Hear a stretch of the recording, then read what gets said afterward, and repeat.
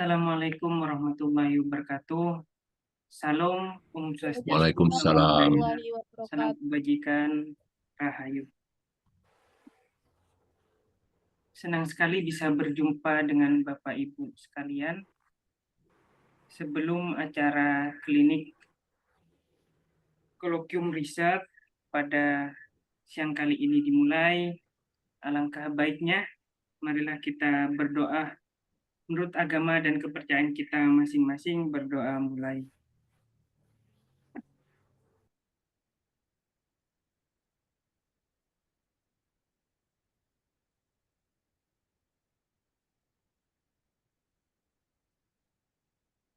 Selesai.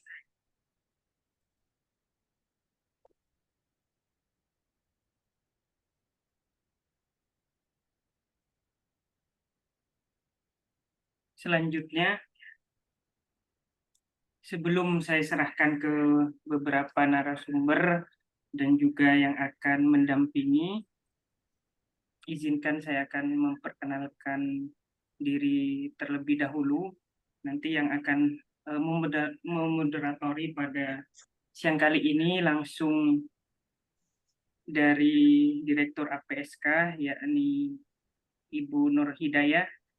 Beliau merupakan kandidat doktor yang lagi mengkaji tentang Kalimantan di food estate. Sebelumnya beliau juga mengkaji tentang Dayak Ngaju kayak gitu. Beliau juga sebelum ini sudah mengambil kelas di Goethe University. Saya rasa nanti akan bersentuhan dengan Ibu Nila dan juga Romo Banar. Selanjutnya kita akan ketemu dengan sosok inspiratif, yakni Ibu Nila Riwet. Saya rasa Bapak Ibu sudah saya kirim di grup WA tentang beberapa materi pada kali ini. Jadi beliau sangat luar biasa, tulisannya banyak sekali, kurang lebih seperti ini, dan juga di media-media saya rasa Bapak Ibu bisa searching sendiri, karena sekarang jejak digital nggak bisa dipungkiri, apalagi sang legendaris dari Cilik Riwet adalah tokoh nasional yang luar biasa. Saya baca juga rentetannya juga panjang sekali. Bagian dari studi Kalimantan ini sangat sangat menarik ya, bernusta di sini. Selanjutnya saya akan memperkenalkan beliau, Romo Banar. Saya rasa beliau sangat luar biasa juga. Di S1-nya di Triakara. Saya banyak juga bersentuhan dengan sana karena saya meneliti tentang Setu Senasar dengan Dr. Budi Munawar Rahmat. Terus beliau juga S2 S3-nya di Roma kayak gitu, dan sekarang di Universitas Sanata Dharma. Dan kemarin juga beberapa dosen saya juga dari Sanata Dharma seperti Romo Haretmoko dan lain-lain. Pada kali ini kita akan berbincang mengenai tentang sejarah, mengenai tentang Kalimantan, dan akan lebih dalam.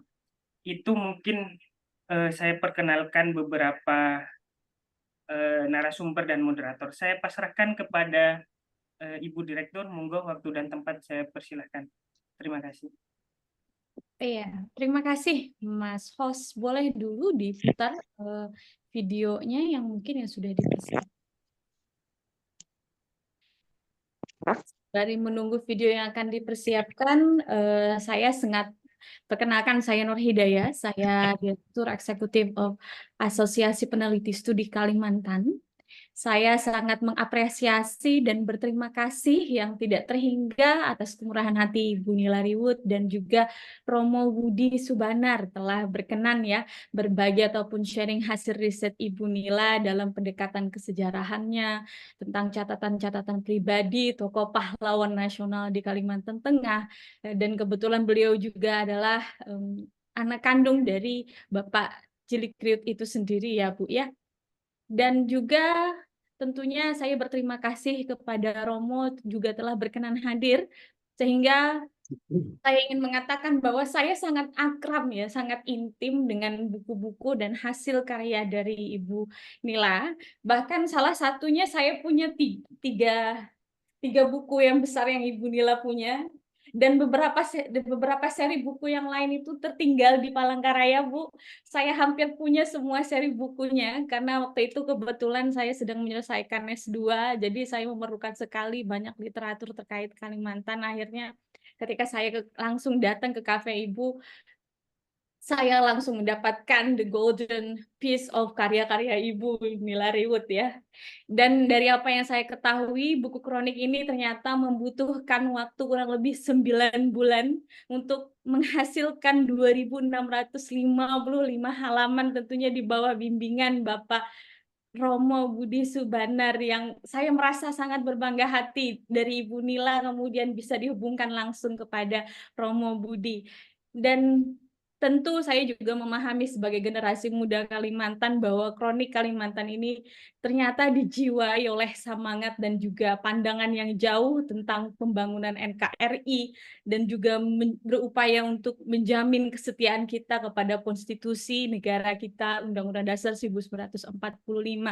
Mungkin Mas host terlebih dahulu untuk share video beliau, Ibu Nila.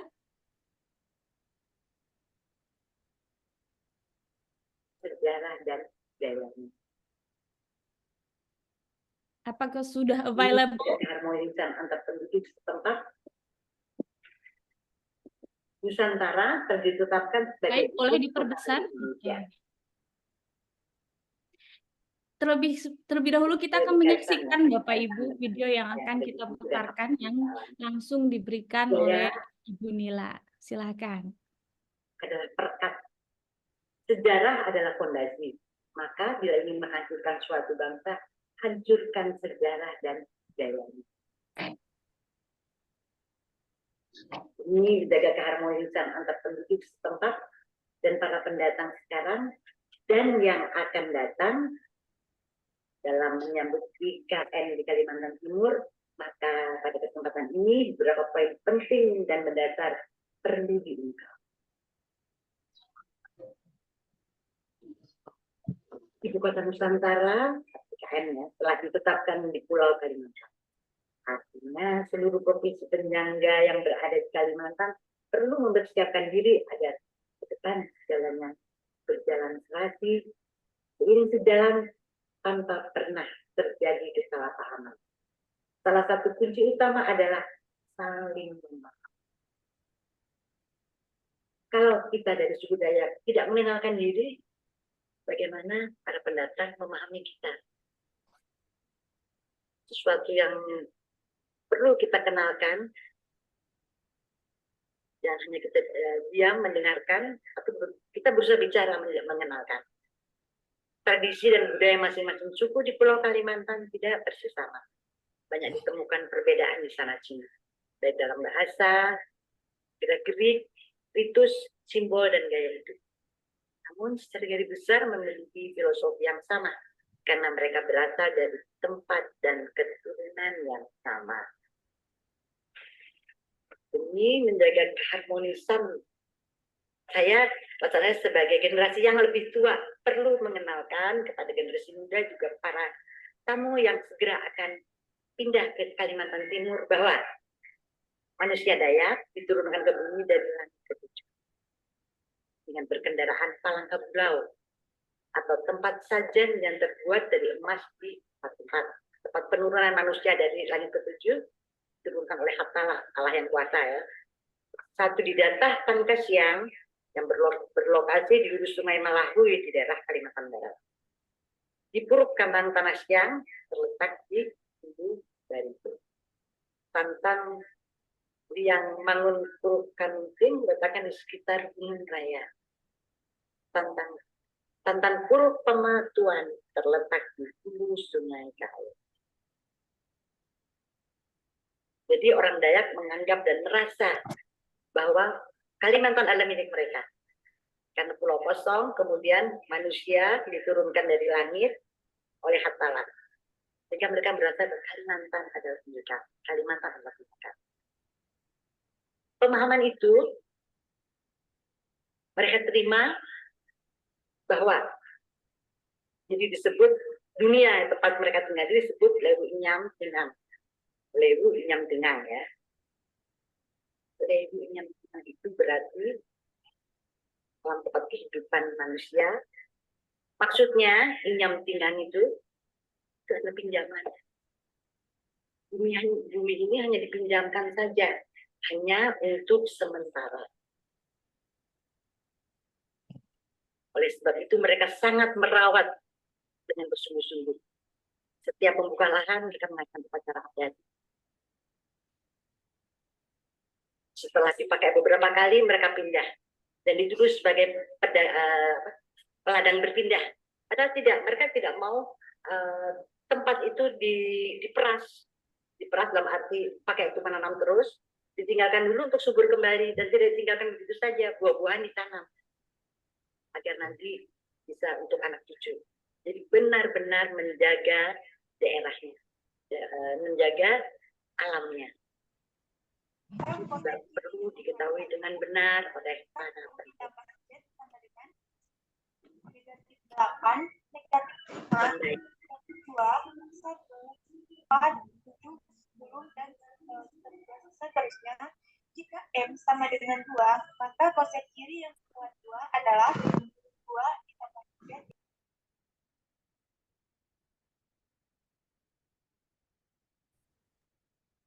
Iya, tadi sedikit cuplikan dari video yang disampaikan oleh Ibu Nila. Nanti rekan-rekan, Bapak Ibu, sahabat APSK boleh langsung mengakses video YouTube yang akan kami share di kolom chat. Dan terlebih dahulu, daripada lama-lama, karena kami sudah tidak tahan dan tidak sabar untuk bisa mendengarkan ya apa yang disampaikan oleh narasumber dan juga dari Ibu Nila maupun Romo. Nanti Ibu akan mendapatkan porsi 15 menit dan juga Romo 15 menit, kemudian disusul dengan Q&A ataupun pertanyaan bersama audiens kita. Baik, selamat siang Ibu Nila dan Romo Subanar. Bagaimana kabarnya Ibu? Baik, baik, baik. Silahkan saya berikan waktu dan medianya kepada Ibu Nila terlebih dahulu.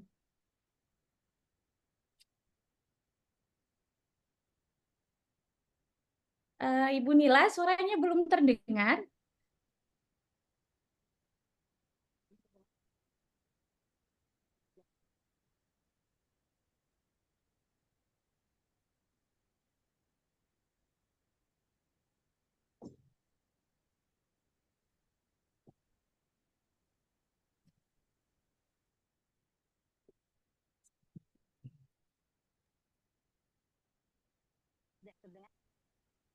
Sudah terdengar? Belum juga.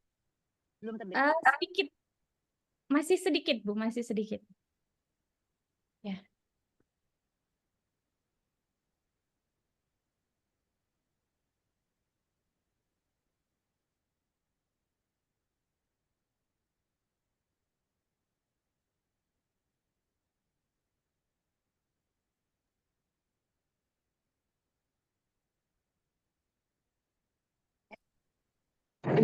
Sudah terdengar? Sedikit? Iya, dengar. Iya, Sudah? Sudah. Terima kasih. Maaf tadi. Assalamualaikum warahmatullahi wabarakatuh. Salam sejahtera bagi kita semua. Yang terhormat para bapak-bapak, ibu-ibu, dan para peserta yang hadir di sini.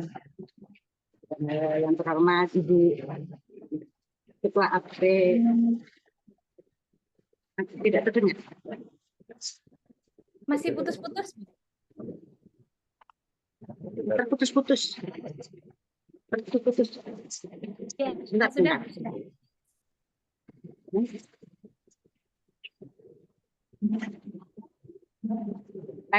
Sudah bisa? Sudah bisa? Silakan dilanjutkan. Oke. Saya mohon maaf. Ini hari ini kebetulan kok di rumah saya ada edaran lampu mati ya. Jadi saya pindah ini di kafe. Ada kakek dan nenek di kafe, makanya diiringi suara gamelan. Jadi saya mohon maaf.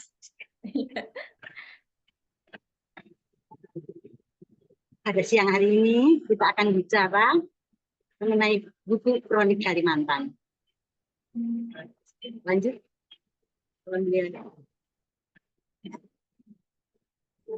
Buku Kronik Kalimantan ini terdiri dari 3 seri. Seri pertama dari tahun 8000 sampai 1945. Seri kedua 1946 sampai 1954.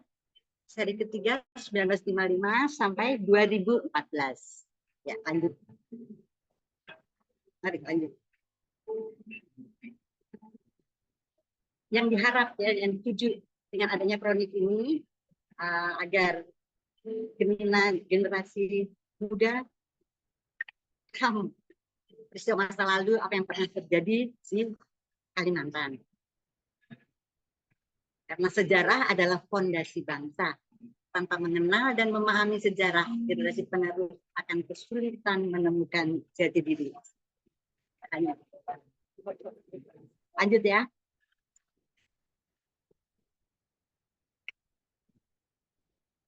Mengetahui masa lalu adalah fondasi untuk mengawali langkah generasi penerus ke depan. Di samping itu, bicara tanpa tahu masa lalu sama dengan omong kosong. Mari lanjut. Lanjut ya. Kronik adalah catatan peristiwa menurut urusan waktu kejadiannya. Kronik Kalimantan memuat peristiwa-peristiwa sejarah di NKRI, khususnya di Kalimantan menurut urutan waktu kejadiannya. Saya kembali menyapa Bapak Ibu. Tadi karena terputus-putus, jadi saya juga terputus menyapa. Terima kasih, selamat pagi. Kita bertemu di sini, saling berkenalan. Jadi terima kasih untuk kesempatan ini. Saya akan bicara mengenai Kronik Kalimantan. Kronik Kalimantan diterbitkan dengan tujuan sebagai upaya pelurusan sejarah serta mengajak generasi penerus mengetahui dan memahami peristiwa di masa lalu. Ya, lanjut. Lanjut. Sekarang proses pengumpulan data. Cukup sampai itu. Proses pengumpulan data itu diawali dengan kegemaran Bapak Cilik Riwut ya. Jadi data ini diperoleh dari koleksi dokumen serta catatan almarhum Bapak Cilik Riwut sejak tahun 1936 hingga menjelang beliau wafat tahun 1987. Nanti karena saya kalau terlalu banyak menyebut nama Bapak Cilik Riwut, saya merasa terlalu panjang, waktunya cuma sedikit kita ya. Kemudian kalau menyebut Cilik Riwut tanpa Bapak, saya merasa kurang pas. Jadi saya mohon izin, saya akan menyingkat dengan TR. Jadi data ini diperoleh ketika TR masih berusia belasan. Kegemaran TR itu ngintip. Yang diintip itu adalah para penjajah Belanda menyiksa masyarakat di sukunya, menyaksikan rumah-rumah penduduk dibakar, menyaksikan ternak-ternak penduduk dirampas. Itu gemar sekali setiap hari curi-curi untuk ngintip. Kadang-kadang ngintipnya dari atas pohon lagi. Dan ada saya menemukan catatan juga bahwa ayahanda dari Bapak Cilik Riwut itu pekerjaan utama mencari ikan. Pekerjaan tambahan membuat senjata. Senjata-senjata ya, sumpitan ya, anak sumpitan. Sehingga mungkin suasana senjata itu membuat Cilik Riwut selalu ngintip-ngintip untuk apa ini dibuat. Nah, karena ngintip itu tuh ada rasa dendam marah yang meluap-luap kepada para penjajah. Dendam itu disimpan di hati. Dendam sudah begitu besarnya disimpan terus. Terus pada suatu hari TR memutuskan masuk hutan sendirian dengan bekal mandau. Orang Dayak biasa kalau kemana-mana tuh bawa mandau diikat di pinggang. Kemudian jalan, mampir berhenti bertapa di bawah pohon besar sekali. Cukup lama bertapa, jalan, menemu bukit, bertapa lagi di sana. Jalan, nemu padang alang-alang itu apa ya? Ilalang, kan tempat yang sudah tidak ada pohonnya, sehingga panasnya bukan main. Juga bertapa di situ berlama-lama. Terus jalan, kalau ketemu perkampungan, berhenti, berusaha masuk dengan hati-hati ke kampung itu dan berkenalan dengan warga kampung hingga akrab. Setelah akrab, perjalanan dilanjutkan lagi. Sebelumnya saya ceritakan bahwa Bapak Cilik Riwut itu tampil menulis, dalam arti karena sudah sekolah. Pendidikan beliau tinggi, SR kelas 5. SR itu kalau sekarang SD ya, SD kelas 5. Dan TR pandai menulis, tampil menulis. Jadi lagi gemar-gemarnya menulis. Apapun yang dilihat, apapun yang dihadapi, itu semua dicatat. Dicatat bukan dengan kertas-kertas yang yang bagus ya. Jadi kertas apa saja yang ditemukan itu untuk mencatat pengalaman yang dialami. Kemudian karena suka masuk ke kampung-kampung, berkenalan banyak dan teman-teman, catatan-catatannya itu dititipkan ke teman-teman. Sehingga catatan TR di mana-mana itu tersebar. Mengatakan saya titip, satu saat saya ambil. Jalan terus, tidak disadari TR sudah putar Kalimantan sendiri. Kalau sekarang disebut Kalimantan, kalau dulu Kalimantan Tengah, kalau sekarang Kalimantan Tengah, Kalimantan Timur, Kalimantan Barat, Kalimantan Selatan, bahkan Sarawak, sampai ke Sarawak. Jadi teman-temannya Cilik Riwut dengan catatannya tersebar meluas di sana. Pada akhirnya PR bisa kembali lagi ke kampung kelahirannya, artinya Kasongan, kalau sekarang Kalimantan Tengah ya. Di situ tradisi ngintip dilanjutkan, intip penyiksaan, intip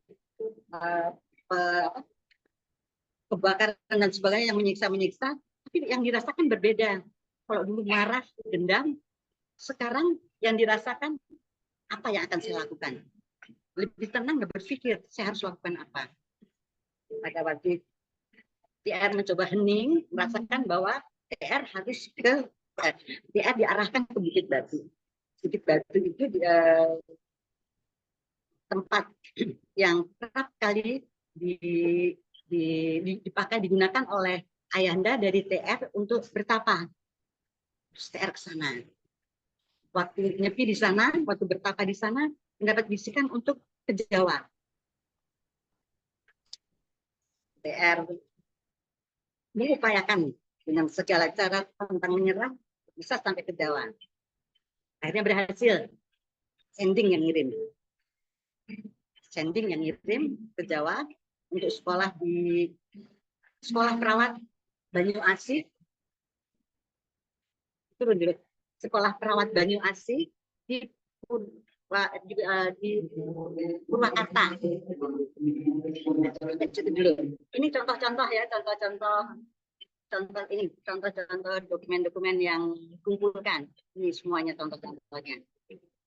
Nah, kemudian ketika di Jawa, TR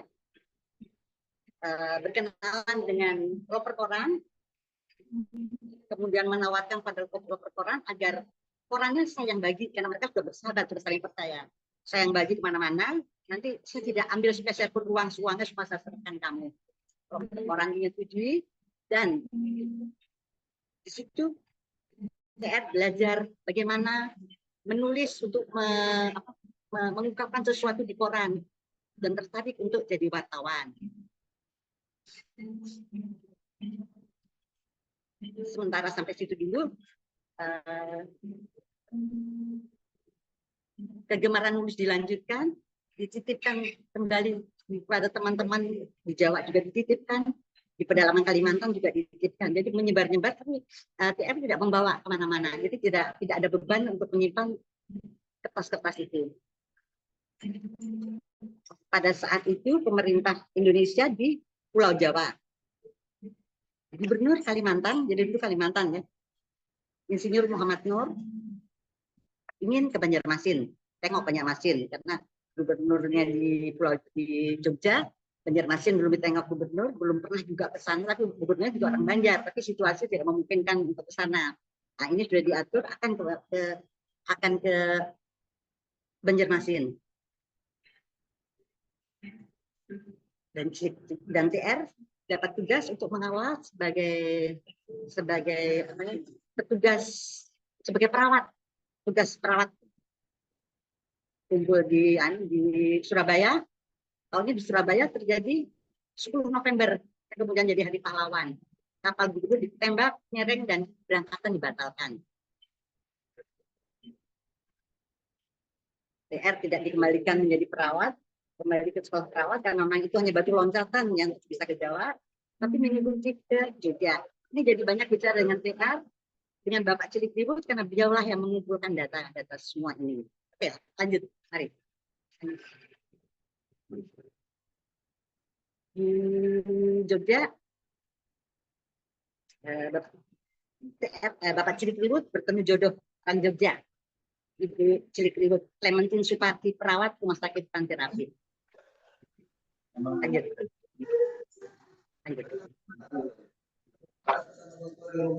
Dalam buku Kroni Kalimantan ini peroleh langsung dari sumber aslinya. Data primer berasal langsung dari lapangan.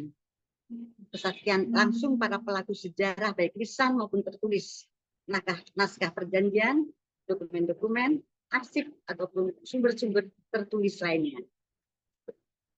Ini yang di sebelah TR itu juga pahlawan nasional. Lupa saya namanya siapa ya di jalan. Di samping data primer, data sekunder yaitu data yang diperoleh secara tidak langsung dari objeknya, dari buku-buku yang telah dibaca oleh Bapak Cilikriwut, juga dari majalah, koran ataupun media massa. Buku-buku dan catatan maksudnya ketika di Jawa, ketika menjadi perawat di sekolah perawat itu, Cilikriwut setiap uang yang dimiliki bukan mengutamakan makan, tapi mengutamakan untuk mencari di mana bisa membaca.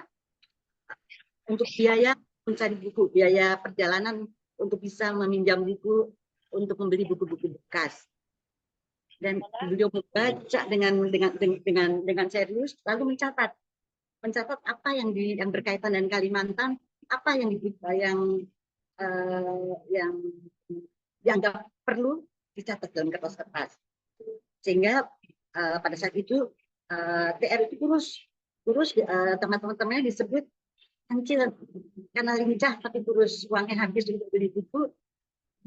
Karena Cilikriwut punya prinsip, mungkin ini dari masa masih sekolah, di sekolah diajarin bahwa buku adalah jendela dunia. Buku saya akan maju dengan buku, mungkin begitu. Oke, silakan. Nah, ini dia Bapak Cilikriwut. Beliau dengan bangga selalu menyatakan diri sebagai orang hutan karena lahir dan dibesarkan di hutan. Ya, lanjut. Beliau yang mengumpulkan dokumen dalam buku ini. Lanjut. Sekarang saya dokumen yang berkaitan dengan jadi di dalam buku Kroni Kalimantan sekian banyak informasi, sekian banyak berita, sekian banyak yang perlu kita amati bersama. Nanti yang telah memiliki buku silahkan membacanya. Tapi di sini saya hanya memilih beberapa yang mungkin perlu kita bongkar bersama, gitu ya. Jadi banyak pertanyaan itu Borneo, Kalimantan. Kapan Borneo? Kapan Kalimantan? Mengapa Kalimantan dan sebagainya? Di sini dalam buku Kroni Kalimantan saya menemukan Borneo itu dikenal oleh dunia sejak awal. Tapi untuk oleh Belanda itu untuk administrasi Belanda selalu pakai Borneo. Lanjut. Sedangkan nama Kalimantan adalah nama yang lahir semasa kemenangan kerajaan Islam abad ke-16. Pada saat Pangeran Samudra atau Pangeran Suryansah alias baca pokoknya di sini ada itu. Jadi itu pada yang sering pertanyaan kapan Borneo, kapan Kalimantan, di sini saya menemukannya. Lanjut. Ya. Juga tentang sumpah setia. Sumpah setia sudah banyak yang mendengarkan, ya.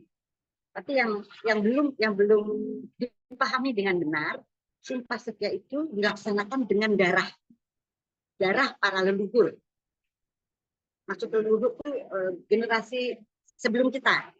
Jadi kalau saya generasi ayah saya ya, dan mungkin itu ada yang lebih tua juga turut saya melaksanakannya. Jadi disebut sumpah sakral tertinggi suku Dayak karena pada saat TR sudah dapat tugas di Jogja oleh Gubernur Kalimantan, tugaskan kembali pulang ke Kalimantan untuk menyebarkan bahwa Indonesia itu sudah merdeka.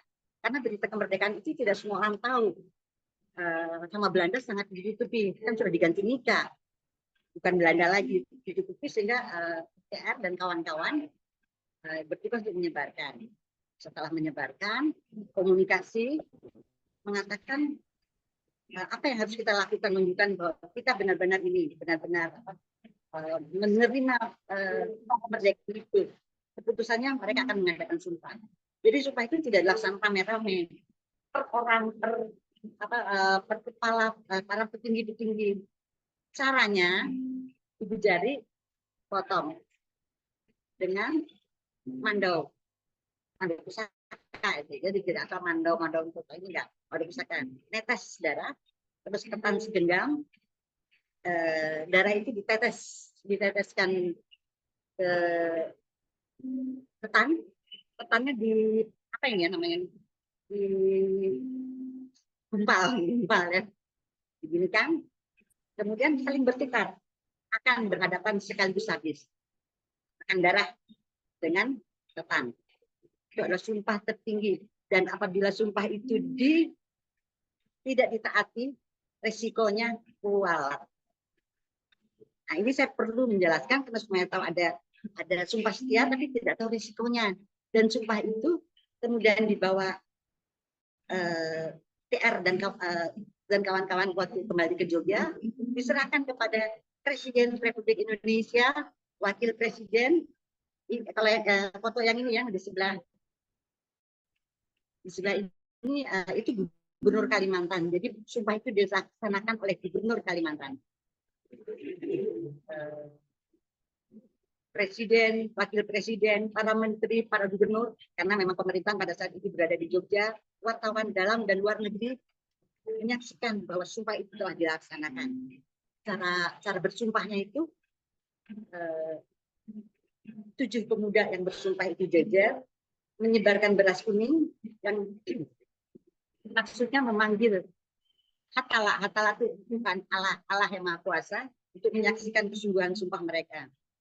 Kemudian abu ditabur, garam ditabur, maknanya kalau tidak mentaati sumpah akan hilang lenyap sebagai abu dan garam. Kemudian yang melaksanakan sumpah memegang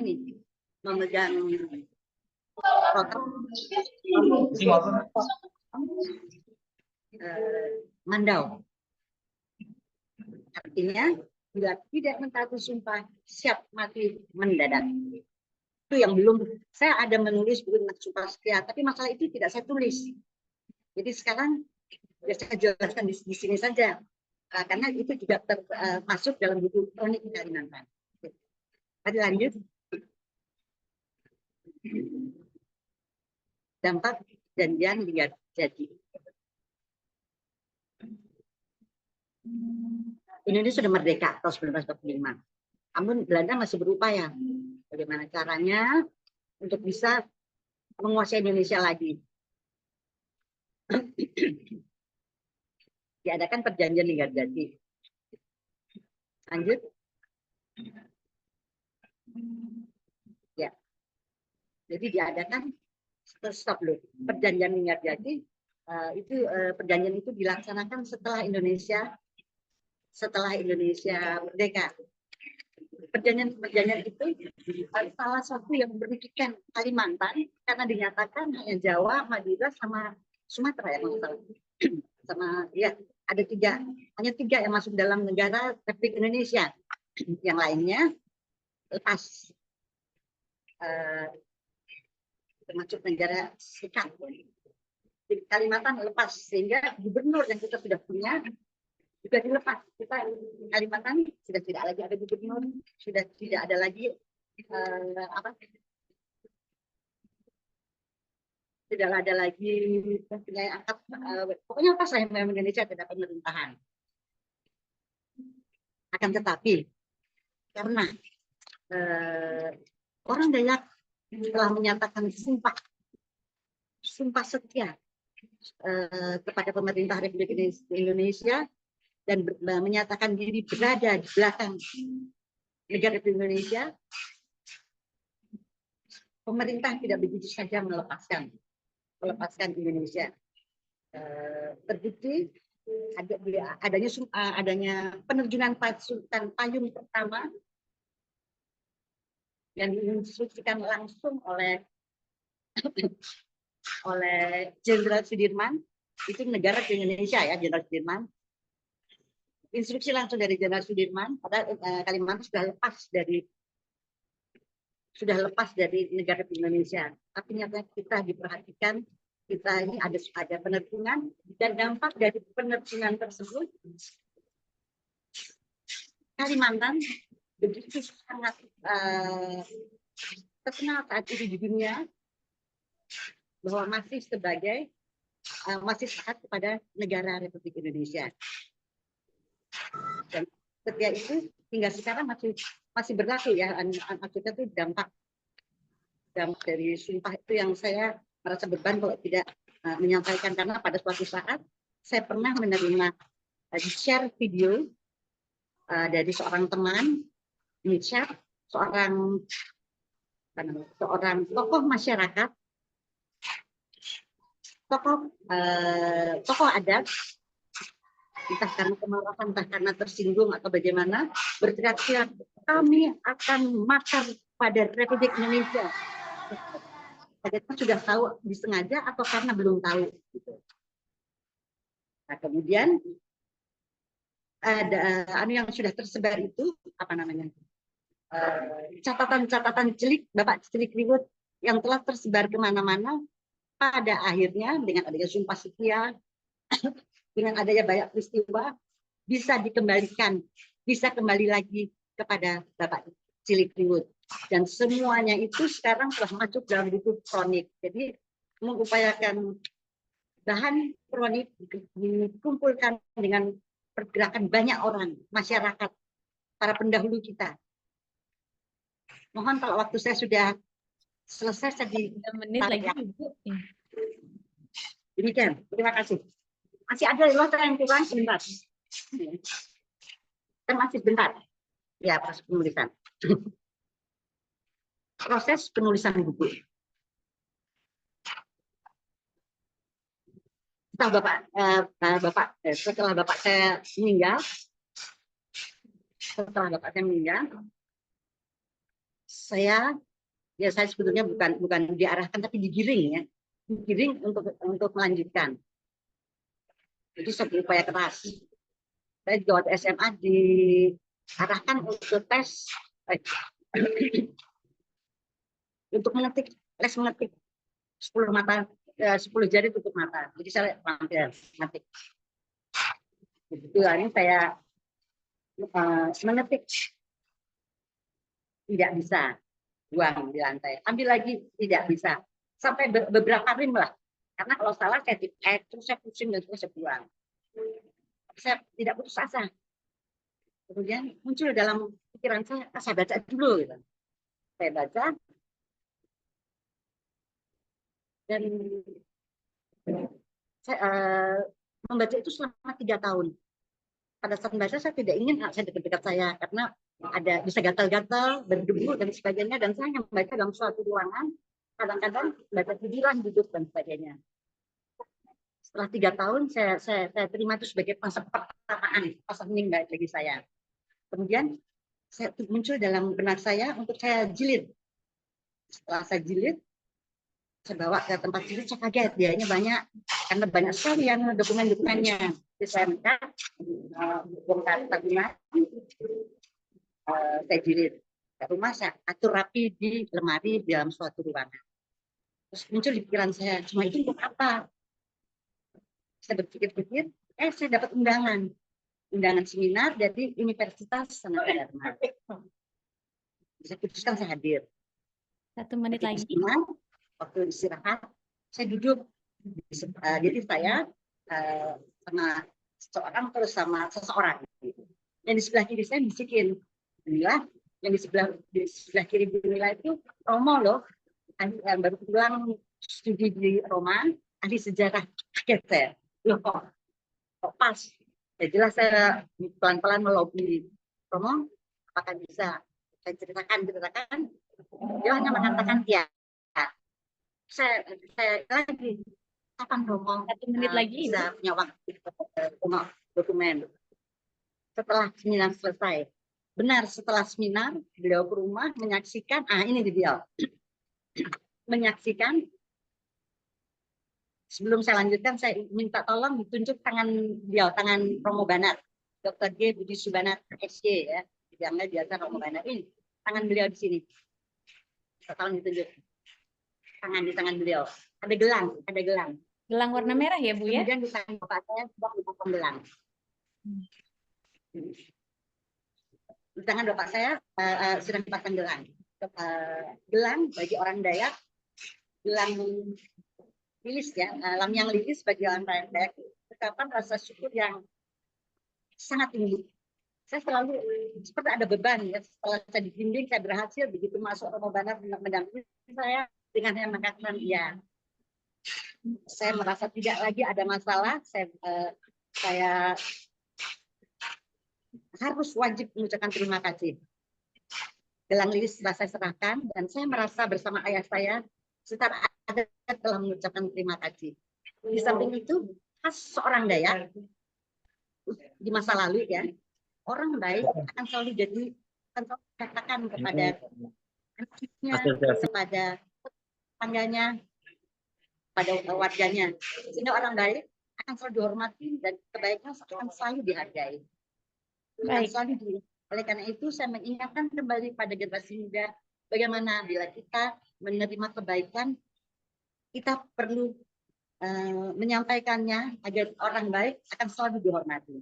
Di samping itu Romo Banat mendampingi saya bagaimana caranya buku-buku yang saya tulis dan berhasil beberapa judul selesai itu agar bisa diterima dalam dunia akademisi dan isi buku sepenuhnya tanggung jawab saya. Dia tidak terlibat dalam isi buku karena waktu sudah habis ya. Iya. Jadi saya akhiri dan terima kasih untuk waktu yang diberikan. Terima kasih banyak Ibu Nila Riwut. Selamat siang Romo. Selamat siang, Mbak Nur Hidayat. Betul, Romo. Baik, Romo. Ya. Ada kurang lebih waktu 15-16 menit. Kami berikan waktu untuk Romo untuk sharing bagaimana proses-proses mendampingi penulis elektronik ini. Mungkin ada juga pemikiran-pemikiran lain. Silahkan, Romo. Baik, terima kasih. Perbincangan siang hari ini saya beri judul Kronik Kalimantan di antara buku-buku dan penelitian mutakhir tentang bahasa, budaya, dan sejarah Kalimantan. Ya. Jadi dalam hal ini tentu tidak menyangkut wilayah ekonomi, tidak menyangkut wilayah politik, tidak menyangkut wilayah lingkungan yang justru kemudian pada saat-saat ini penting. Tetapi sebagai sejarawan, saya sebenarnya ilmu religi dan budaya, kemudian juga mendalami sejarah lokal, lalu di sini menempatkan kronik Kalimantan di antara buku-buku itu. Yang perlu saya beri catatan, pertama tadi Mbak Nur Hidayat menyebut buku Kronik Kalimantan diselesaikan dalam proses 9 bulan. Saya ingin memberi catatan. 9 bulan itu merupakan finishing terakhir. Ya. Jadi karena ini 3 jilid dengan 2000 halaman dengan banyak bahan, maka saya akan menempatkan bahwa prosesnya sudah dimulai sejak tahun 2001.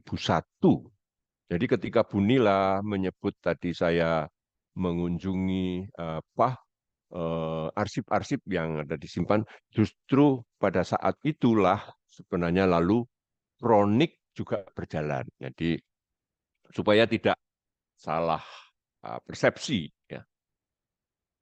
Baik itu. Tentu dalam ini judulnya Kronik Kalimantan berdasarkan catatan pribadi dan dokumen yang dikumpulkan oleh Cilik Riwut. Kemudian penyuntingnya adalah Ibu Riwut.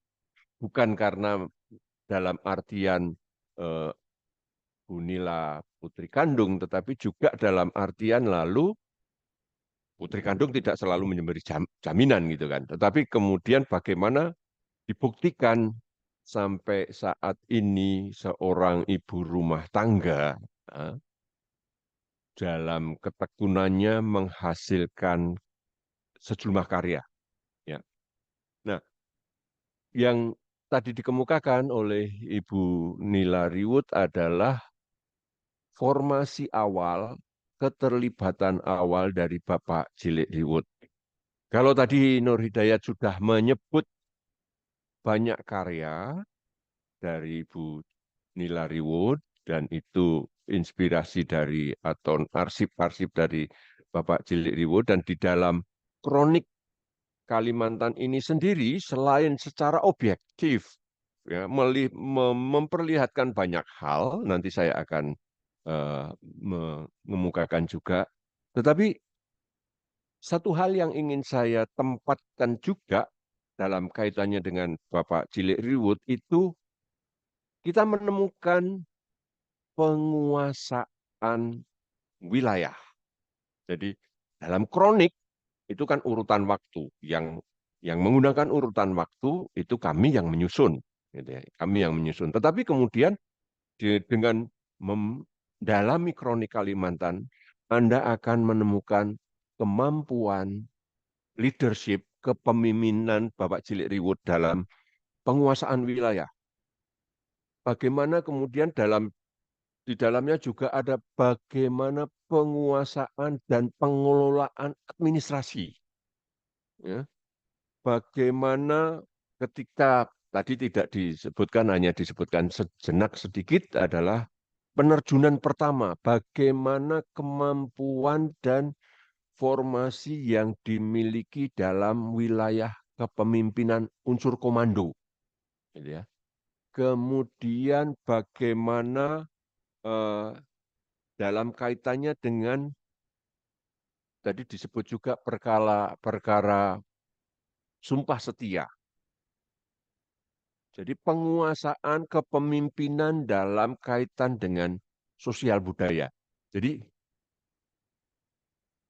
itu kita bisa menggunakan figur Cilik Riwut dalam ruang lingkup tadi, gitu ya. Dan sejarah, orang akan mengatakan sejarah itu masa lalu. Dan ada di billboard itulah masalah elu. Sekarang dikatakan kemudian masa lalu adalah mantan. Seolah-olah itu tidak berharga, tidak berguna. Kami justru mau menempatkan vision of the past. Ketika ngomong vision itu selalu ngomong visi dan misi, pandangan ke depan. Dasarnya apa? Vision of the past. Masa lalu. Dan tadi disebutkan Bapak Cilik Riwut itu secara akademik S1, SR. Bayangkan ya. Seorang dengan akademik hanya S1 sekolah dasar, tetapi kemampuan dan kemudian warisan-warisan yang dalam buku-buku ini. Jadi itu. Nah, apa yang ada di dalam Kronik Kalimantan 20 halaman pertama itu, silakan 20 halaman pertama itu menyebut, langsung aja di berikutnya, slide berikutnya, berikutnya lagi, ya, lagi, ya, oke, ya ini. Jadi dalam 20 halaman pertama menempatkan ringkasan dari 8.000 sebelum Masehi sampai dengan abad 20.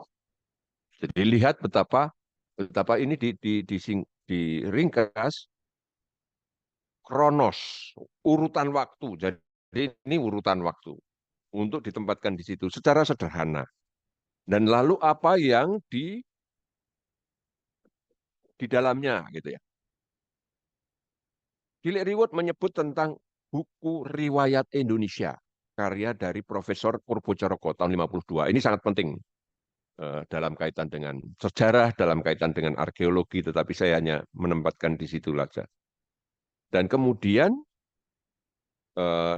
buku tersebut juga membahas berbagai prasasti di Kutai, Kalimantan, Jawa Tengah, periode Purnawangan, Sumatera, periode Sriwijaya. Dengan demikian memperlihatkan horizon Nusantara.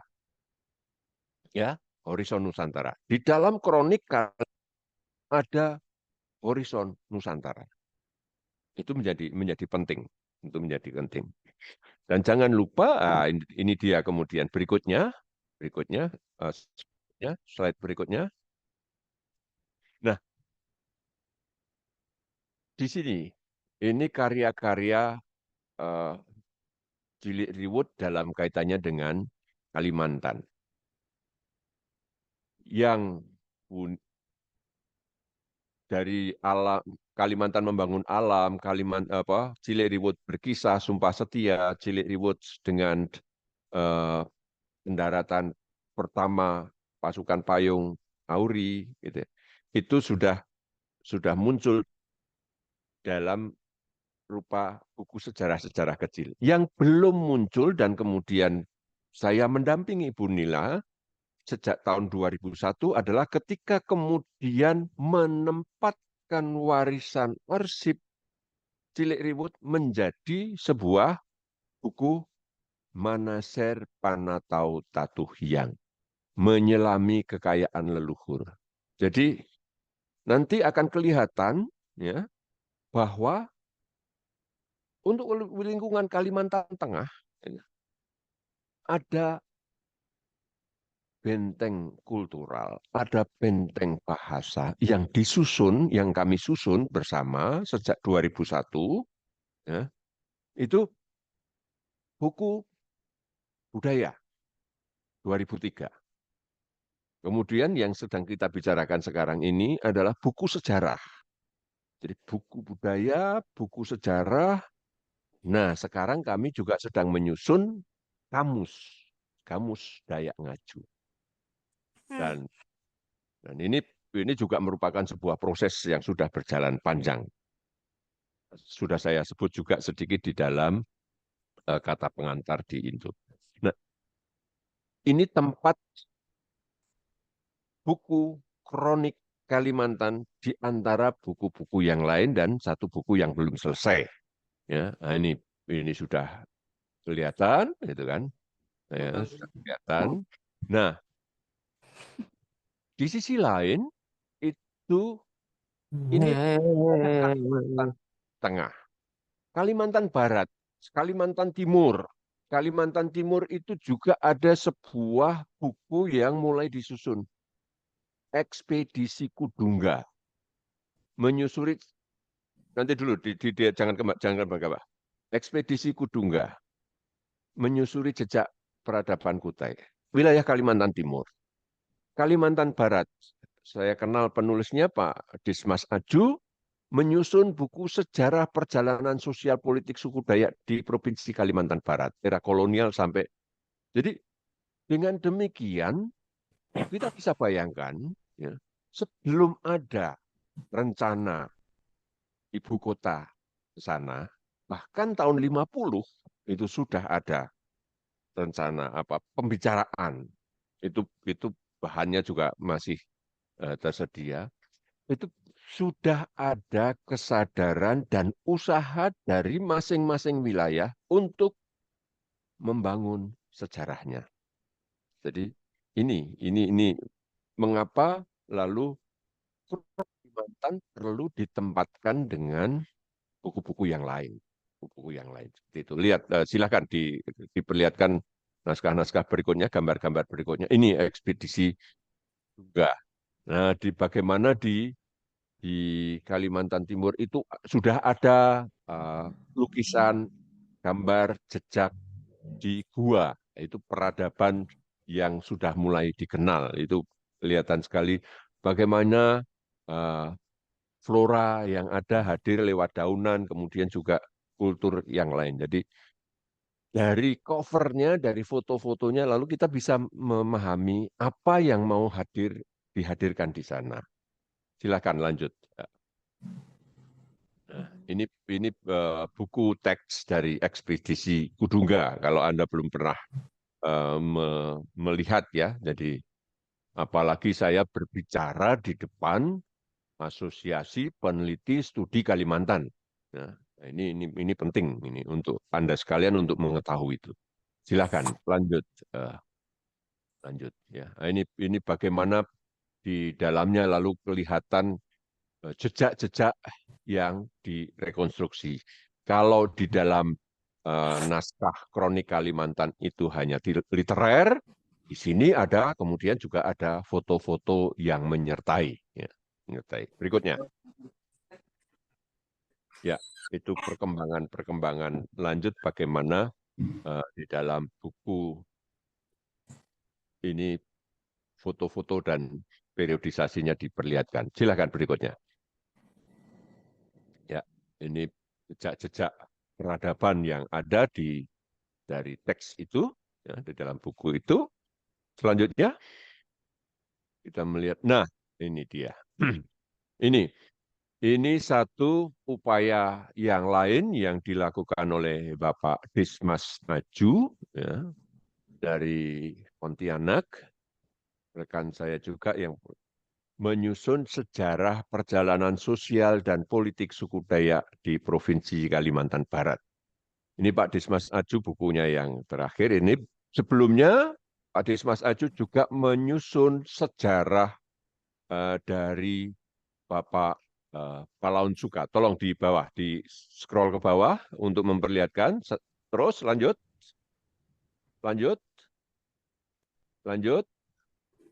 Ya, ini.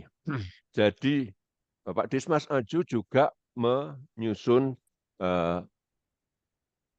buku Palaun Suka. Mengapa ini penting?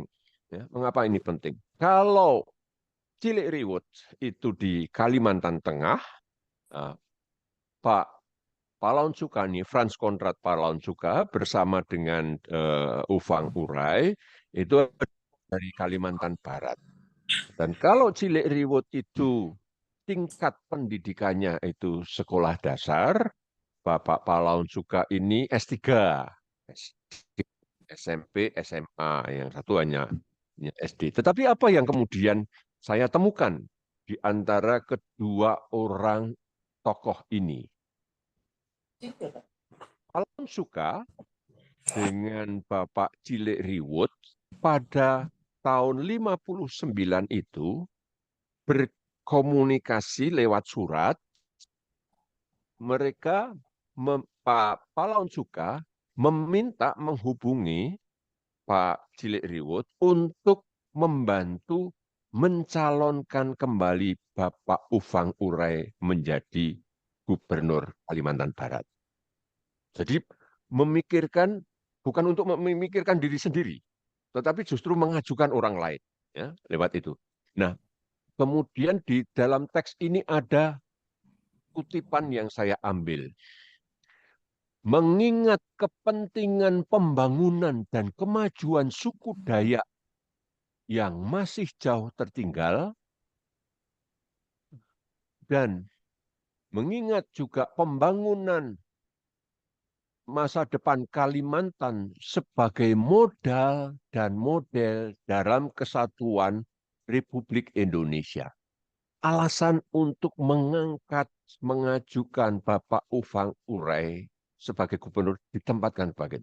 Bayangkan seorang tingkat intelektualnya, tingkat pendidiknya SMA, S3, SD, SMP, SMA, tetapi mampu membuat pemikiran dasar pada tahun 59 seperti itu. Nah, lihat ini. Sehingga dengan demikian, demi kepentingan dan kemajuan rakyat Indonesia, suku Dayak yang berabad-abad dijajah dan ditindas, demi pembangunan Kalimantan di masa depan sebagai modal dan model dalam kesatuan Republik Indonesia. Tahun 60-an sudah memikirkan visi ke depan seperti itu. Artinya, integritas dan kemampuan berpikir dan kemampuan merencanakan, dan bukan hanya itu saja, tetapi juga memperjuangkan bertahun-tahun, maka Pak Franz Konrad Palaunsula ini juga dalam perkembangannya juga akan kelihatan bagaimana tracknya yang lain. Tetapi mereka berdua memperlihatkan seperti itu. Sehingga ketika 60 tahun kemudian, kita bisa membandingkan. Kita semua tingkat pendidikannya sudah lebih tinggi daripada SR, lebih tinggi daripada SMA. Ya, Apakah kita mempunyai kemampuan melihat visioner seperti itu? Apakah kita mempunyai bisa, justru karena kita belajar, maka kita bisa lihat penguasaan wilayah, lihat penguasaan administrasi, lihat penguasaan komando, lihat penguasaan sosial budaya. Oleh tokoh-tokoh itu dan dituangkan di dalam sejarah dan dituangkan di dalam upaya, lalu kita bisa mendapatkan sejarah yang kita baca itu. Berangkat Sejarah ya. yang kita baca itu. Oke, siap. Mohon maaf itu yang ini bocor suaranya, dimatikan. Tolong dimatikan, Mas Rozan. Silakan dilanjutkan, Romo. Ya, baik. Sehingga dengan cara demikian, sejarah yang kita pelajari kan perkara romantisme. Tetapi tadi, modal dan model. Modal dan model. Maka kalau sekarang kita melihat seorang gubernur, seorang gubernur ini, Pak Cilik juga gubernur pada masa itu. Lalu, ini apa ini? Ada gejala apa gubernur sekarang dengan seperti itu? Bukan perkara malu atau bukan perkara, tetapi lihat modal kepemimpinan yang dihadirkan oleh Cilik Riwut dengan buku-bukunya itu, Palaunsula dan kombinasi mereka berdua, dan lalu itu ditempatkan dalam Kalimantan. Maka dalam hal ini saya lalu bertanya, kalau di dalam TOR itu menyebut sebuah penelitian tahun 90, mengapa menyebut penelitian dari tahun 90 bukan oleh orang asing? Lihat. Maka lihat, coba kita lihat kembali ke foto-foto yang saya di depan tadi, foto. Nah, terus ke depan.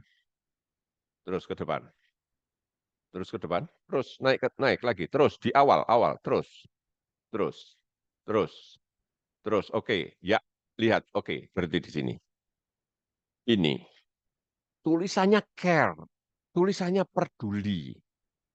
Lalu duduk berpotret di situ. Dan orang bisa bercerita. Saya sudah ke sana, saya sudah ke Kalimantan, saya care, dan saya ini. Lihat ya, satu. Jadi ini bersentuhan di kulit luar. Yang kedua, foto berikutnya. Nah ini ada pantai, ada cantik. Bertamu masuk dalam. Ya, bertamu masuk ke dalam. Yang berikutnya lagi, tinggal di dalam bersama. Ya, oke.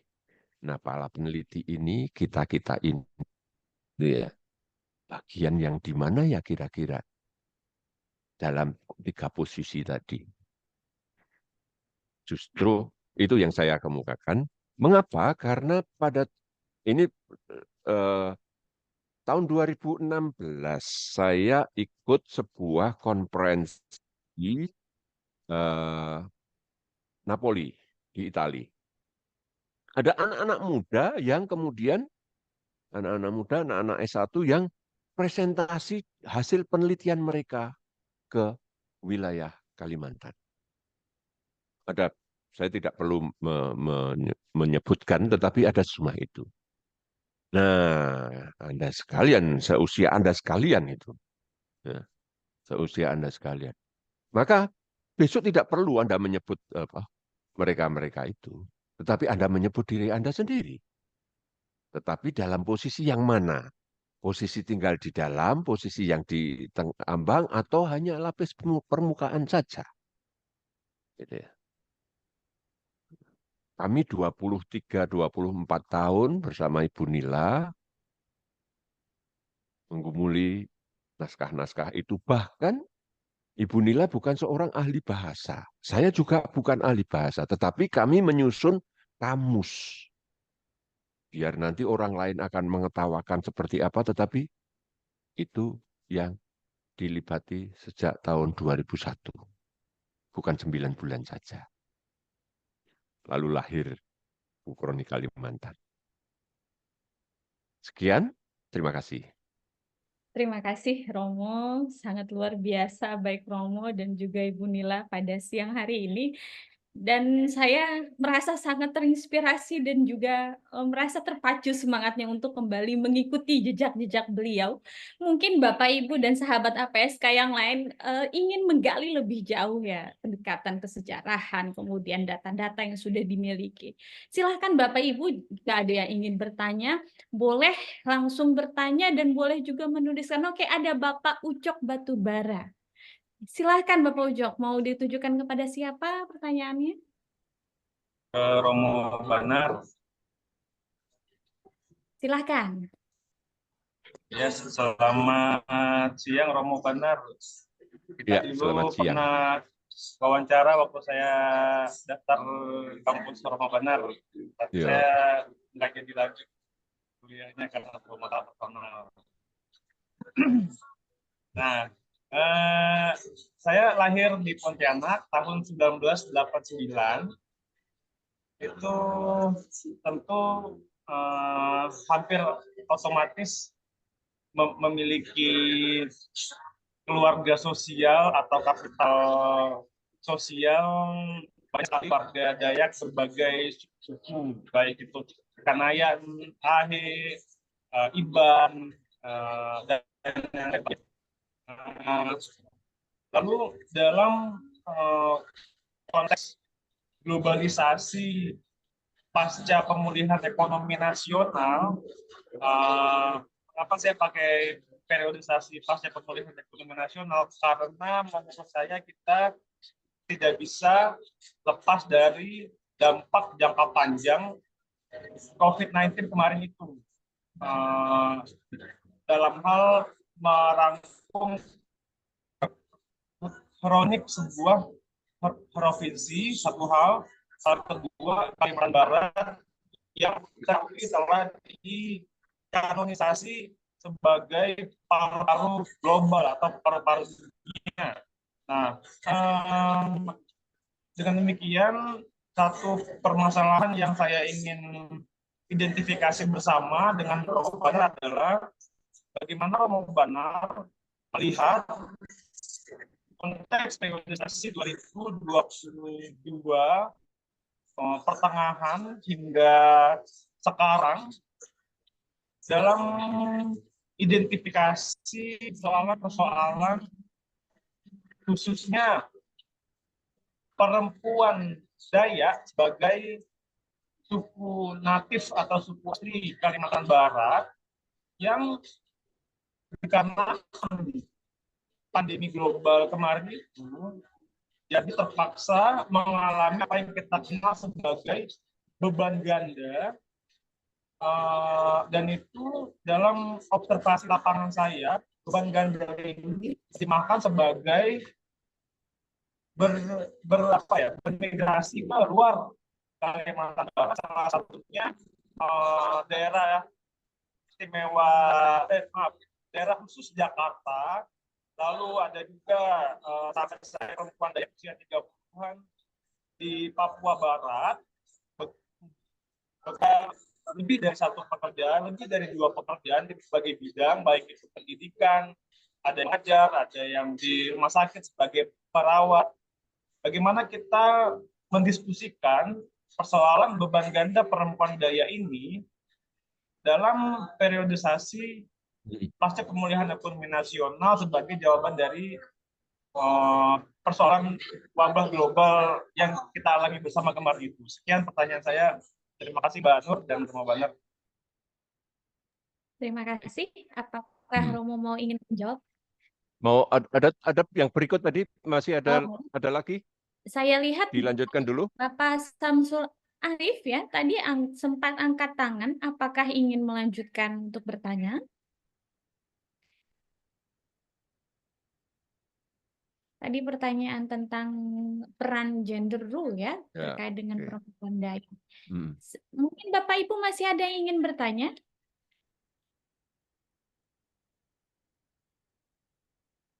Baik itu boleh ditujukan kepada Ibu Nilariwood, termasuk juga kepada Romo. Silakan. Atau malu-malu boleh bertanya di kolom chat ya, Bapak Ibu. Baik, ya. Kalau belum ya, saya akan langsung menanggapi Ucok, terima kasih. Salam sehat ya. Menarik apa yang ditanyakan dan saya akan mengacu dulu pada karyanya Bu Nila. Bu Nila itu sudah menulis perempuan Bawin Dayak. Ya, jadi Bawin Dayak. Itu juga bisa menjadi salah satu acuan bagaimana para perempuan Dayak itu dikaitkan atau ditempatkan dengan hukum adat. Ya. Bagaimana dikaitkan dengan lingkungan. Bagaimana dikaitkan dengan sosial. Jadi itu salah satu referensi. Bahkan yang menarik adalah dari kedutaan Amerika itu yang menawarkan apa ini diterjemahkan dalam bahasa Inggris sehingga sudah menjadi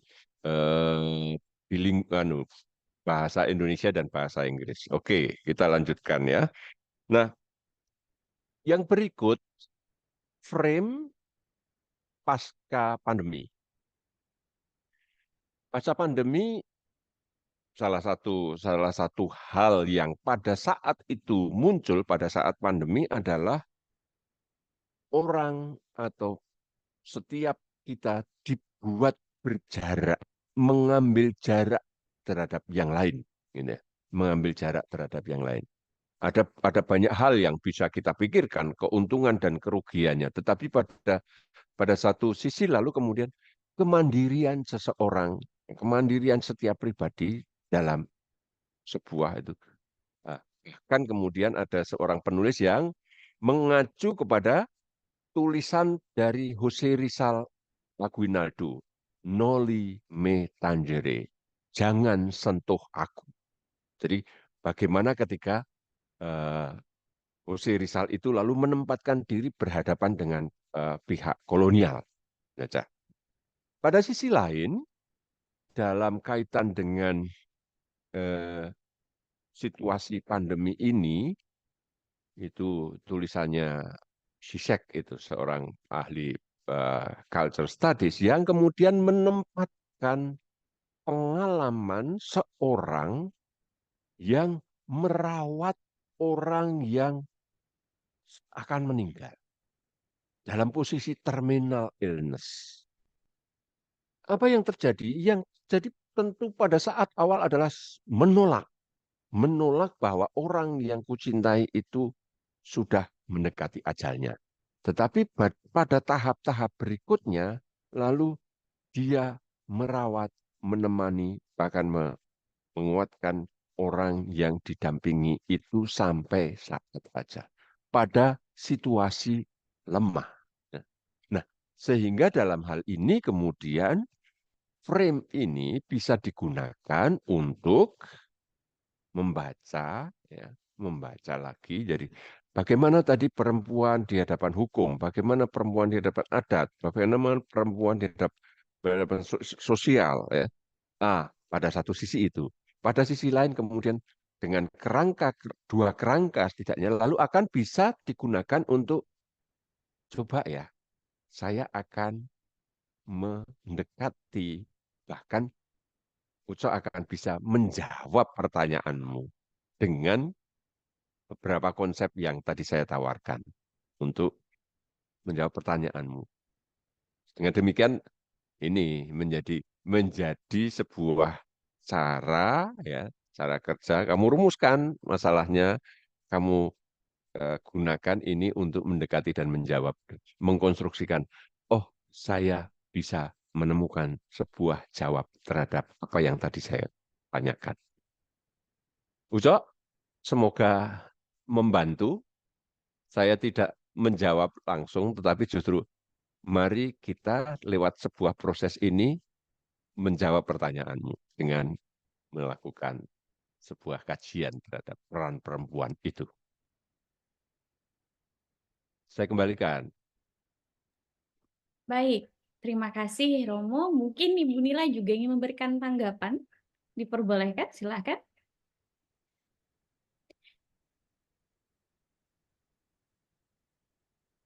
Oke, suaranya masih di mute, Ibu. Suaranya boleh dibuka dulu, di unmute, ya. Silakan dilanjutkan aja. Oh iya, suaranya tidak terdengar. Baik, baik. Kita masih punya satu pertanyaan di kolom chat. Saya tertarik dengan 3 terminologi yang Romo sebut. Apabila peneliti hanya bersentuhan secara dangkal saja, bagaimana tanggapan Romo? Romo boleh di-unmute dulu? Ini yang menarik, gitu, yang menarik. Jadi saya malah tidak mau mengambil ini, tetapi mau bercerita begini. Dari buku yang Maneser Panatau Tatuhyang, yang terbit tahun 2003 dan kemudian masih dicetak ulang itu, suatu ketika Ibu Nila bercerita bahwa dia diajak untuk mendiskusikan buku itu. Mendiskusikan buku itu dengan seorang ahli. Tetapi sekaligus Ibu bercerita pada saya, sebenarnya ada buku yang dari dia ditulis oleh dia itu, ada yang mencontoh. Bu Nila waktu itu belum berani mengatakan plagiat. Gitu ya. Oke, lalu saya bilang, mari sekarang mana buku yang ditulis oleh tokoh itu. Ya. Kemudian dia seorang tokoh intelektual, gitu ya, menyandang gelar doktor. Bu Nila menempatkan diri sebagai seorang ibu rumah tangga. Tetapi karyanya yang waktu itu dipakai adalah Maneser Panatau Tatuhyang. Lalu Bu Nila diajak untuk berdiskusi tentang buku itu. Saya mengajak Bu Nila, mari Bu Nila, kedua buku ini kita sandingkan. Lalu kemudian saya melatih bagaimana caranya membandingkan. Akhirnya kemudian kelihatan berapa halaman, 5, 6, 7, sekian halaman yang kemudian ini plagiat. Nah, lihat, jadi ini hal yang saya tidak apa. Jadi bagaimana kita satu menghormati karya orang lain, ya. Bagaimana kita sendiri ya, Anda sebagai yang peneliti muda, untuk berani belajar, berani belajar melakukan penelitian. Jadi itu maka saya tadi hanya sekilas saja. Ini membandingkan 3 posisi gitu ya. Yang satu bersentuhan di luar lalu sudah mengaku. Yang satu dalam perjalanan lalu yang satu terlibat. Nah, Anda bisa mengatakan, oh penelitian yang terlibat. Oh ada action research. Oh ada apa-apa lagi ya. Itu pilihan dalam melakukan penelitian. Ya, silakan. Baik, apakah masih ada yang ingin bertanya, Bapak Ibu? Mumpung masih ada kesempatan untuk bertanya dengan ahlinya secara langsung. Silahkan, Bapak Ibu. Boleh nambah nggak pertanyaan? Oh, boleh, Mas Ucok, silahkan. Ya, jadi pada intinya kan mengenai dampak atas perempuan Dayak pasca pandemi itu kan kalau saya intisarikan dari jawaban Romo itu terletak pada pendewasaan jiwa si perempuan tersebut, baik itu dia sebagai individu maupun sebagai bagian dari konstelasi perempuan Dayak yang lebih luas lagi dampaknya, baik itu lokal, regional, provinsi maupun global selatan dan global utara gitu. Nah, itu dalam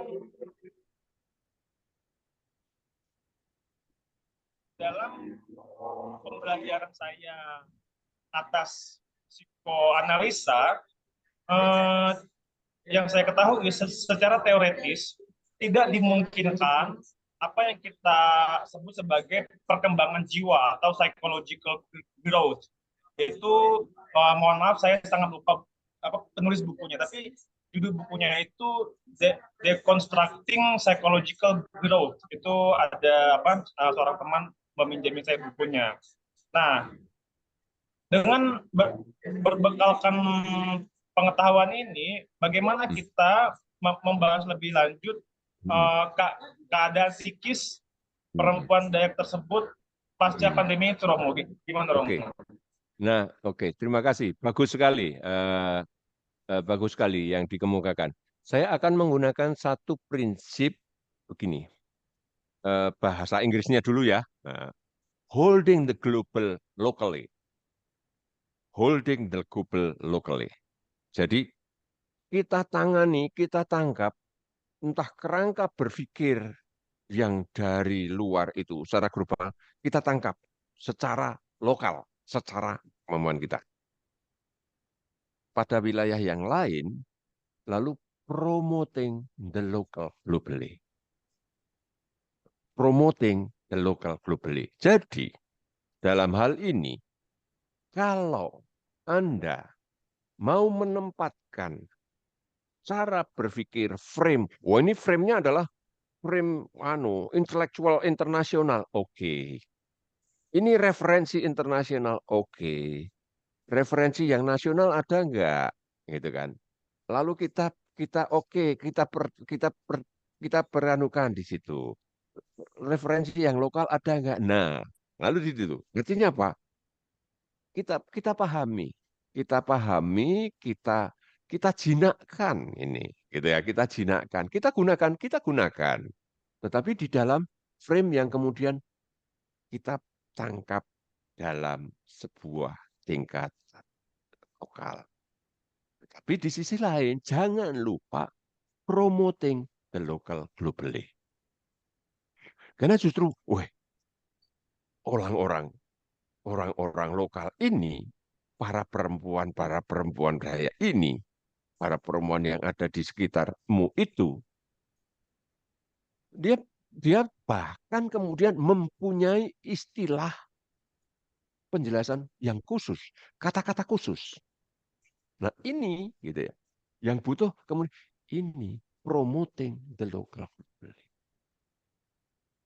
Kalau enggak, ya hanya akan anu aja diperangkap oleh sebuah seolah-olah framework internasional. Wait. Kita sudah menjadi internasional sudah sekian ribu tahun yang lalu loh. Jangan lupa loh. Bahkan tadi di dalam bukunya Cilik Riwut yang tahun itu, catatan itu, dia menyebut bukunya Purbo Caroko yang diterbitkan tahun 52. Purbo Caroko itu ahli bahasa Jawa kuno. Dan jangan lupa Jawa kuno itu semula adalah bahasa Sanskerta. Bahasa dari India yang sudah dia tangkap dan sudah menjadi bahasa lokal. Holding the global locally. Promoting the local. 1000 tahun lalu nenek moyang kita itu sudah melakukannya. Masa kita mau ketinggalan? Oke, Ucap. Boleh nambah lagi nggak? Satu lagi nih, terakhir. Terakhir ya, Mas Ucap. Ya, janji. Ya. Nah, itu kan yang tadi saya sebut sahabat perempuan saya bersuku Dayak. Kanayaan itu dia asal suku Sibau. Di Instagram @nyonya Ira menggunakan bahasa Belanda gitu. Dia fanatik pada budaya Belanda dan Perancis sekaligus. Pada dasarnya Eropa seperti generasi setelah milenial, namun belum sepenuhnya masuk ke generasi Z. Itu gejala apa? Simptom-simptom apa yang dapat kita baca, sebab di postingan Instagram story dia bersama suaminya, sahabat saya juga, orang Dayak Kanayan juga, hanya saja dia asal kecamatan Anjungan, tempat saya dulu sekitar. Mereka menampilkan foto-foto dan video-video kebun kecil di belakang apartemen mereka di Jakarta, dan itu diberi judul kebun patriarki. Itu apakah dapat kita baca sebagai sebuah seni sarkasme, ironi, atau bagaimana Romo secara mengkategorisasikan postingan-postingan ini? Nah, kalau seperti itu tentu kajiannya adalah pakai kajian media, ya. Jadi kajiannya adalah kajian media. Pada satu sisi adalah kajian media. Lalu pada sisi lain adalah kemudian yang berikut. Tetapi tentu kajiannya adalah kajian media, bukan kajian seperti kita bicarakan. Kamu tadi menyebut Putu Sibau ya? Putu Sibau ya? Apakah asalnya Putu Sibau? Hah? Putu Sibau itu asal sahabat perempuan Dayak saya. Nah, saya akan menyebut. Pada tahun 1942 di Putu Sibau itu sudah ada Dayak in Action. Bayangkan pada zaman Jepang sudah ada Partai Persatuan Dayak. Nah itu, kamu ingatkan dia. Jangan-jangan dia nggak paham bahwa di Putu Sibau itu. Lalu sekarang benar-benar seperti itu gunanya sejarah. Itu masa lalu selalu aktual. Itu. Makanya saya bilang, Putu Sibau itu jangan lupa. Saya sudah sampai ke sana itu. Sekarang pun Putu Sibau 20 jam kan dari Pontianak. Ya, jalan darat 20 jam, pesawat 1 jam. Bayangkan pada zaman Jepang sudah punya seperti itu. Mereka membuat leaflet, membuat newsletter. Iya. Putu Sibau. Sekarang di Jakarta coret, dia Jakarta pinggir. Kamu ingatkan dia. Gitu ya. Oke, silakan. Ya, Bunila itu. Romo, ada pertanyaan ini dari Ibu Martina untuk Ibu Nila. Pertanyaannya adalah, tadi dalam video Ibu Nila menyebutkan bahwa di Kalimantan terdapat beragam suku dan budayanya. Namun pada umumnya orang Dayak adalah orang baik dan menyimpan di dalam hati akan apa yang terjadi. Kemudian muncul juga terkait dengan pemindahan ibu kota ke IKN. Kira-kira apakah ada maksud atau tujuan dari Ibu Nila dari tulisan Ibu Nila melalui Kronik Kalimantan terkait dengan IKN, Ibu? Terima kasih. Terima kasih. Ibu Nur, saya kirim kronik, kirim video belum selesai ya. Jadi Betul. mungkin yang selesai menyaksikan itu baru saya bisa menjawab. Baik, Jadi baik.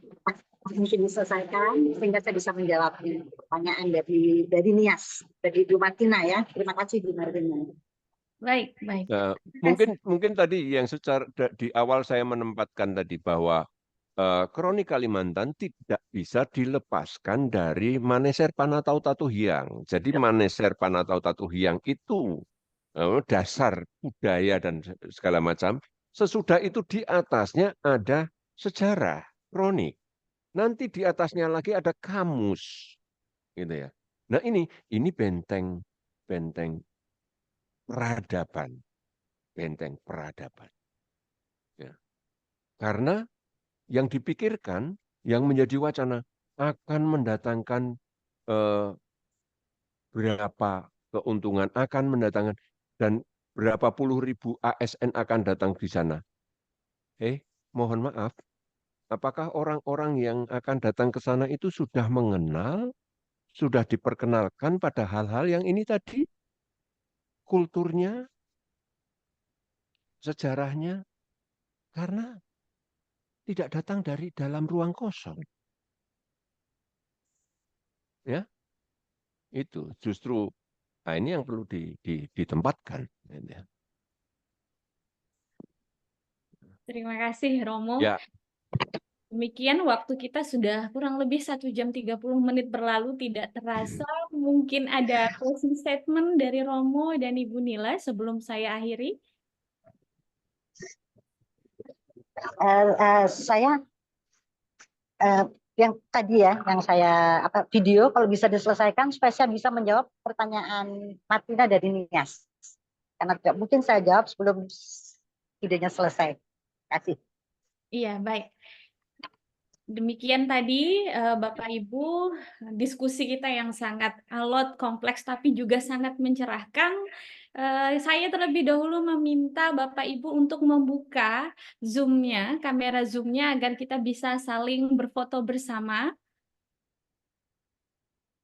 Ya, silahkan Bapak Ibu, ada Bapak Ahmad, ada Ibu Martina, ada Bapak Amin, Bapak Muhammad Safi'i. Silahkan dibuka kameranya.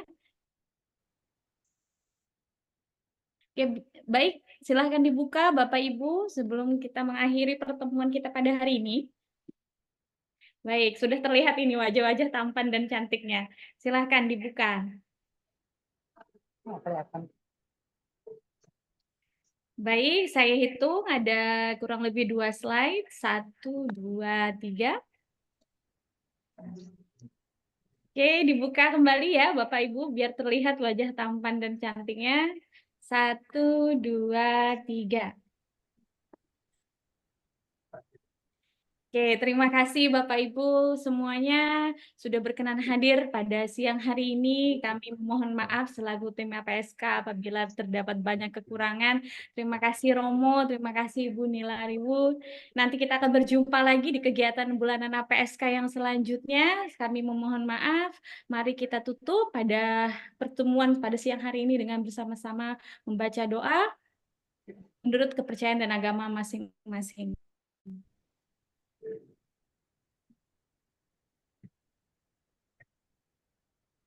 Selesai. Terima kasih banyak.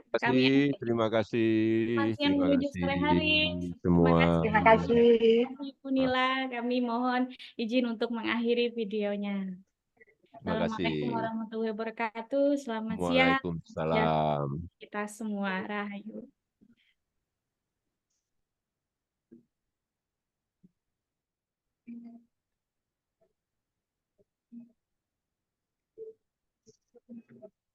Terima